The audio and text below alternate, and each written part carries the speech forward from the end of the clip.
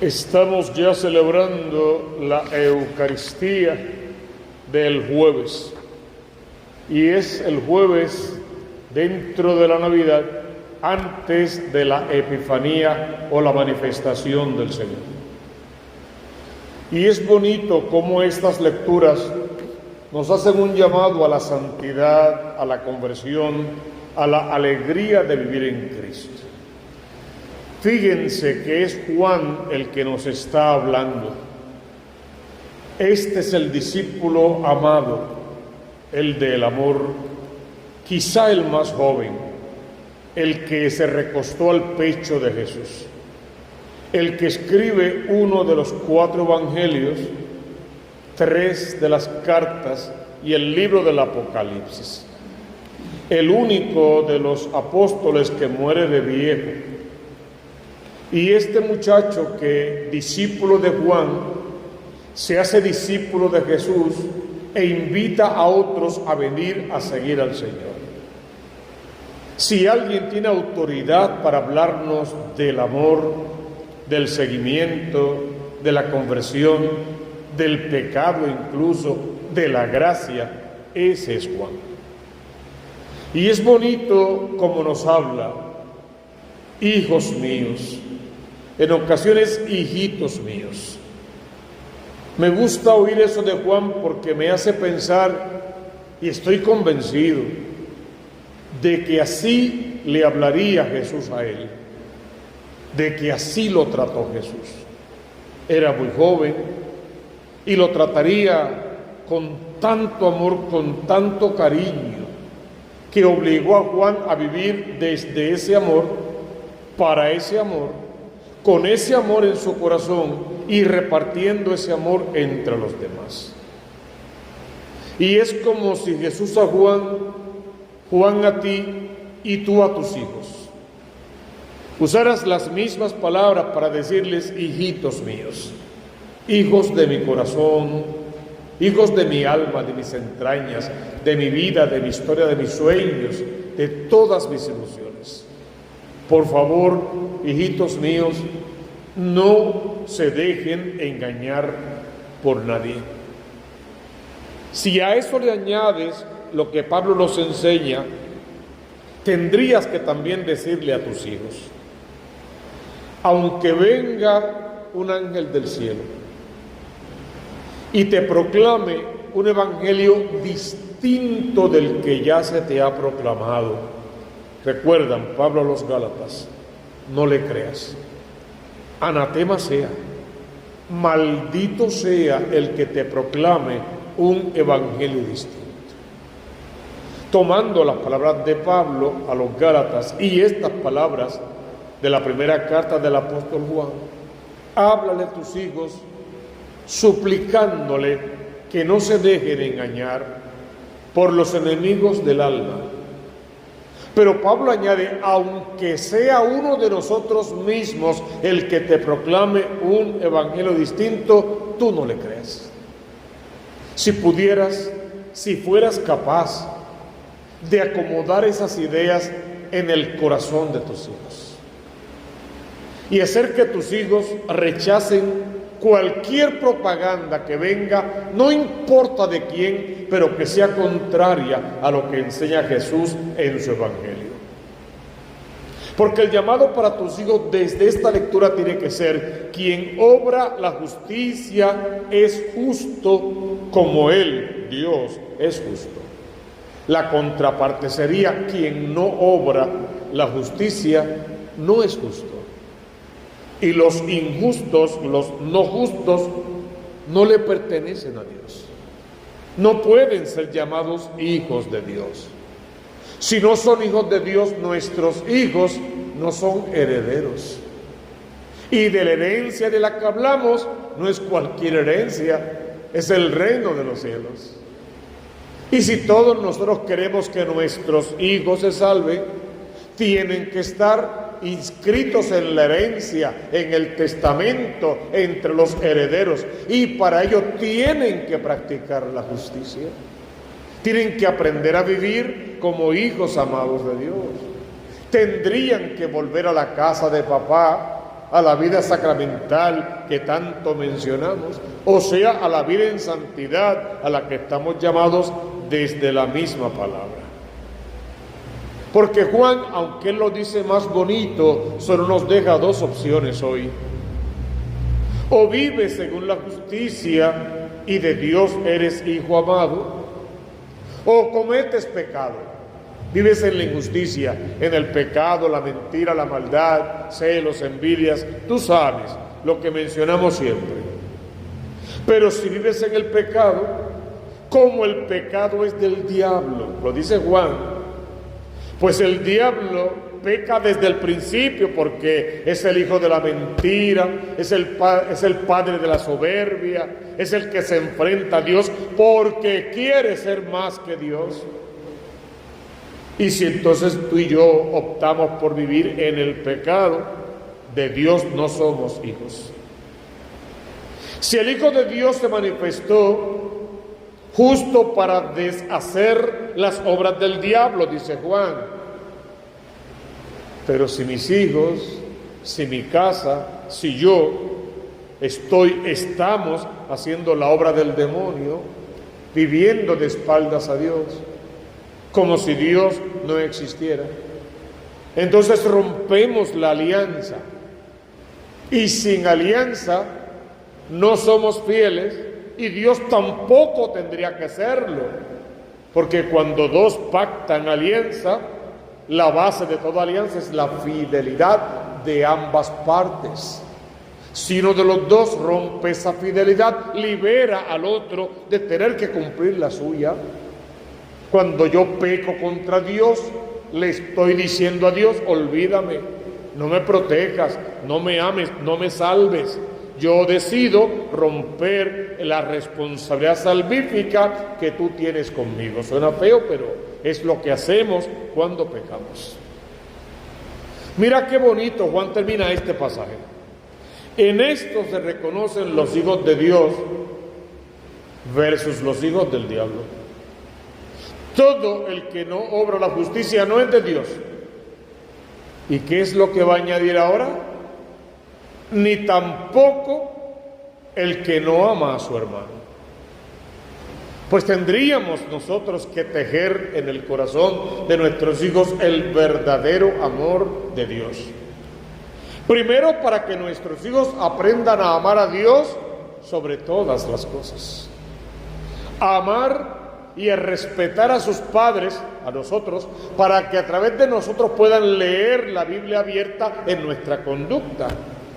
Y nuestros consejos sean evangélicos desde el Evangelio. Y caminando sobre nuestras pisadas no tropiecen en la piedra, porque tú y yo caminamos sobre las huellas del Cristo. Por ende, aprender a amar a Dios, a amarnos y a respetarnos a nosotros como sus papás. A amarse entre ellos como hermanos, protegerse, cuidarse, salvarse unos a otros. Amar a los hijos de sus hermanos que son sus sobrinos, pero realmente son sus hijos y no deberían vivir como primos, sino como hermanos. Y luego añadir hasta el extremo, la palabra lo añade, amar a nuestros enemigos.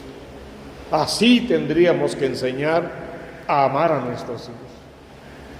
Perdón, ¿verdad? Que sean menos egoístas, menos soberbios, menos llenos de ellos mismos. Que sean menos orgullosos y menos creídos, menos prepotentes, menos arrogantes, menos jactanciosos, para que siendo más humildes se parezcan a su Hacedor, y para que amando a Dios sobre todas las cosas se hagan acreedores del reino prometido. Porque si el salmista decía: los confines de la tierra han contemplado la salvación de nuestro Dios, qué dolor sería para ti, para mí, papá, que los confines de la tierra contemplen la gloria de Dios y su salvación, y mis hijos no. Que todo mundo, menos mis hijos. Tendría que ser muy doloroso, de demasiado dolor para mí como papá, como mamá, llegar a tener que aceptar que aunque lo intenté, aunque hice lo que estaba a mi alcance, parece que no fue suficiente. Porque en toda esta época navideña, mis hijos no han participado de nada o de casi nada. Y a veces han asistido, pero no han participado. Y a veces han participado y me queda la duda de si esa participación fue efectiva, porque la palabra dice que para poder participar activamente, me refiero comulgando, hay que estar en gracia. Y el Evangelio, este Evangelio es cosa aparte. Estaba Juan, el muchachito que tanto Jesús amaba. Estaba Juan, y lo importante del estado de Juan es que siempre estuvo en el lugar correcto y a la hora correcta. Y estaba Juan como discípulo de Juan, porque Juan, el que es discípulo amado de Jesús, primero fue discípulo de Juan. Por ende, estando como discípulo de Juan, escuchó hablar del Mesías, de Jesús, pero del Mesías, sin saber todavía quién era. ¿Eso para qué? Para preguntarnos si nuestros hijos, que son nuestros discípulos, están oyendo hablar de Dios a través de nosotros. Si somos tú y yo los que, igual que Juan le habló a Juan y a Andrés del Mesías, tú y yo le hablamos a nuestros hijos, discípulos nuestros, del Mesías. Tal vez no, pues la consigna es que sí, que le hablemos. Porque uno de esos días, mientras Juan bautizaba, enseñaba y todo lo que hacía, vio que pasaba Jesús. Y hablando con sus discípulos y con la gente que estaba allí, por ende hablando con Juan y con Andrés, les dice: ese es el Cordero de Dios. No soy yo, ese es el Cordero de Dios. Para que te detengas otra vez y te cuestiones. En estos días de fiesta, antes de salir para las grandes celebraciones, ¿has hecho algo? Una llamada, un despertar, algo has hecho para señalarle a tus hijos que hoy en la ciudad de David nos ha nacido un Salvador. Que mañana y pasado mañana la estrella nos lleva directo al Mesías. Le hemos dicho a nuestros hijos: ese es el Cordero de Dios. Para añadir otra frase que va con ella: es el que quita el pecado del mundo, es el que te puede salvar, es el Dios de Israel, ese es Dios verdadero, es el único Dios que murió en la cruz, pero está vivo. Vivo en el santísimo sacramento del altar, vivo sobre el altar en cada Eucaristía, vivo cuando te lo comes pan y vino, cuerpo y sangre de Cristo al consagrar, vivo. Cristo vive, está vivo en la Eucaristía. Quiere vivir en tu corazón para darte vida, arrancarte de la muerte espiritual en la que vives, del engaño del demonio y de este mundo pasajero con todas sus maquinaciones y todos sus absurdos, con tantas teorías falsificadas y con ese montón de ideologías que están haciendo tanto daño a la humanidad para nada, porque en fin de cuentas desaparecerán estas y vendrán otras. Ninguna de ellas es permanente, solo el amor de Dios. Fijándose Juan que Jesús pasaba, dijo: ese es el Cordero de Dios. Los discípulos de Juan, Juan y Andrés entre otros, oyendo sus palabras, siguieron a Jesús. Señor, yo sí le he dicho a mis hijos que tú eres el Cordero de Dios. Entonces, ¿qué es lo que le falta a mi palabra? Porque se los he dicho y no te están siguiendo. ¿Qué le falta a mis palabras? Si te atreves a preguntarle eso a Jesús, podría, no digo yo, podría decirte: lo que pasa es que se lo has dicho. Falta un poquito de convicción, pero sobre todo lo que falta es que les dices unas cosas, pero haces otras.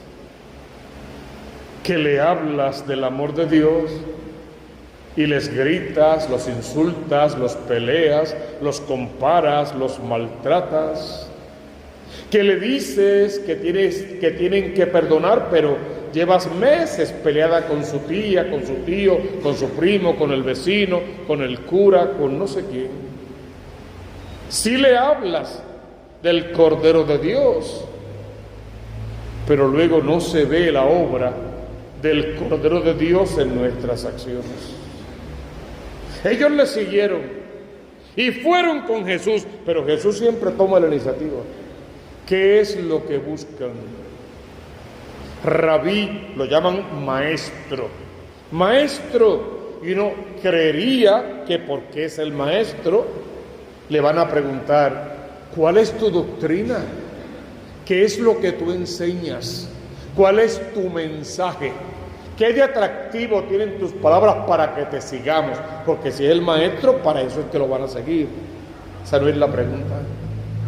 Maestro, ¿dónde vives? ¿Tú sabes en el fondo lo que eso significa? Maestro, mira, Juan nos tiene cansados hablándonos de ti. Ya sabemos un montón de cosas de ti, pero no queremos seguir tocando de oídas por lo que otros nos dicen. Queremos experimentarte, conocerte, sentir tu amor, vivir tu amor, poder contemplar tu palabra, pero en acción. ¿Dónde vives? Queremos vivir contigo y como tú. El día que tú y yo aprendamos a vivir con Él y como Él, nuestros hijos quieran venir a conocerlo. A ese que fue capaz de cambiar nuestro carácter horrible que tenemos a veces. La lengua un poquito torcida y larga. Los instintos que a veces nos sacan lo más animal que tenemos en el alma. El día que ellos vean el milagro que Jesús hizo en ti y en mí, que de verdad vale la pena ser nuestros hijos, que tiene sentido porque lo que decimos y lo que hacemos goza de congruencia, porque es lo mismo o lo más parecido posible. Ese día quizás quieran conocer ese Cristo que fue capaz de darle el papá y la madre que siempre soñaron, que se parece a su Hacedor, que habla de amor porque vive el amor, que habla de perdón porque es misericordioso, que lo que dice lo hace y lo que hace es lo que le toca hacer al Mesías. Vengan y lo verán, conózcanme. Qué bueno que saben por Juan. Vengan a experimentarme, conózcanme ustedes, déjense tocar por mi poder y por mi misericordia. Tóquenme con el poder de su oración, y cuando Dios y el hombre se encuentran, cosas maravillosas suceden. Y se fueron con él y se quedaron toda la noche y después toda la vida, y hasta hoy participan con él de la gloria eterna. Ojalá que tú y yo también en su momento podamos participar de esa gloria. ¿Cómo sabemos que tuvo efecto, que fue valioso, que tuvo sentido? Porque Andrés salió corriendo a buscar a su hermano, porque Juan salió buscando a su hermano, buscaron a otros más e hicieron la gran familia de los apóstoles, la gran familia de la iglesia verdadera. El llamado pues es a salir tú y yo también a buscar a otros más, a muchos más, para que muchas más almas puedan vivir cerca de Dios y gozar de su presencia, contemplando su trono y su rostro y viviendo como Él vivió. Jesús se le quedó mirando a Pedro cuando Andrés, su hermano, lo trajo. Tú eres Cefas, tú eres el hijo de Juan, pero ya no te vas a llamar Simón, te vas a llamar Cefas. Pedro, piedra, roca. Y la belleza del Evangelio es cuando podemos casar un texto con el otro con sabiduría, porque es sobre esta piedra, esta roca, sobre ti, Pedro, voy a edificar mi iglesia. Ojalá que tú y yo edifiquemos la verdad de la iglesia verdadera en la roca firme del corazón de nuestros hijos, para que nada ni nadie de Dios pueda apartarlos, y para que al final algún día con nuestros hijos podamos celebrar la eterna y definitiva Pascua en el reino de los cielos.